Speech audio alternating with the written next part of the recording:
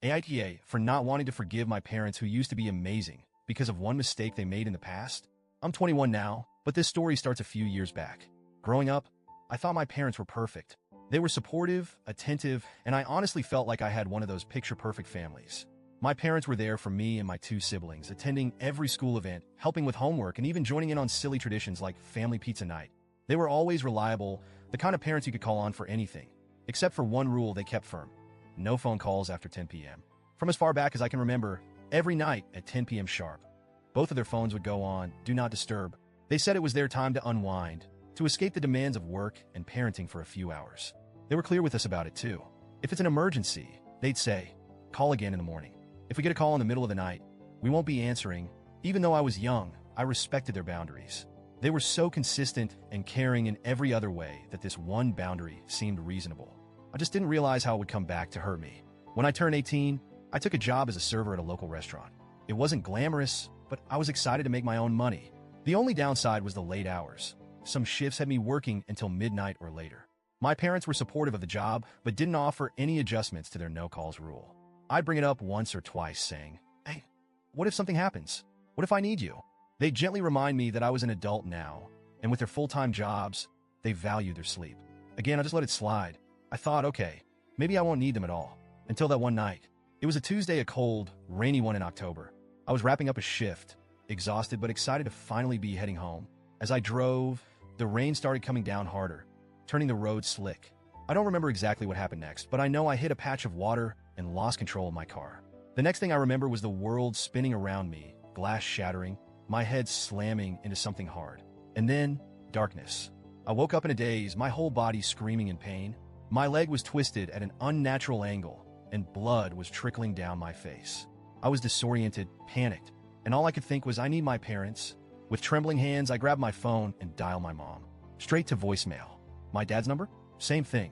My heart sank as I realized they'd kept their phones on, do not disturb, like every other night. Desperation took over, and I called them over and over, hoping that, just this once, they'd feel something, anything, and pick up. But they didn't. I felt this overwhelming sense of abandonment right then. Here I was alone in the middle of a terrifying night, needing the people who promised to always be there. I needed them, but they weren't coming. In a fog of pain and panic, I managed to call my grandparents. Thank God, they picked up. They came to the hospital as fast as they could, and they even tried to contact my parents. But, as expected, they couldn't reach them either.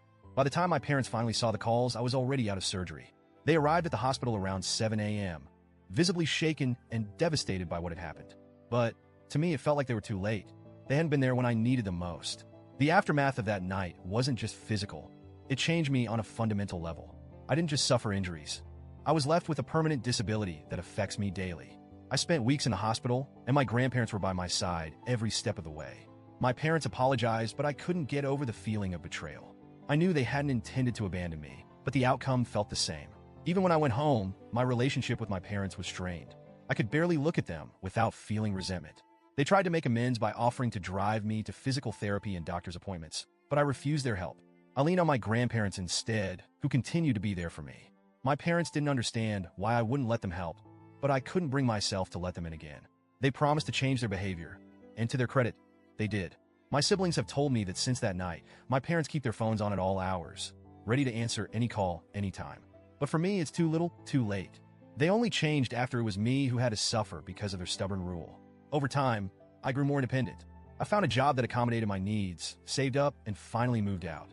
When I did, I went no contact with my parents. My grandparents tried to intervene, saying I was punishing them too harshly for something they couldn't have foreseen. They argued that my parents had learned from their mistake, that they felt genuine guilt, and that they'd do anything to make it up to me. But here's the thing, there's no undoing what happened. That night is seared into my memory as one of the most traumatic moments of my life. And I went through it alone because they weren't there. It's not something I can easily forgive, even if they've done everything right since then. I know they're sorry, and I know they've changed. But part of me feels like I'm still the abandoned girl in that wrecked car, alone and terrified, while the two people I depended on were peacefully asleep. I know my decision to go no contact has hurt my grandparents, and I feel guilty about that. They've been my rock, and I hate disappointing them. But they don't understand what it's like to feel so utterly alone and abandoned by the people who are supposed to love you unconditionally. And as much as I appreciate their loyalty to my parents, I can't just forgive and forget when I'm the one living with the aftermath of that night. So, Reddit, AITA for refusing to forgive my parents for this one mistake?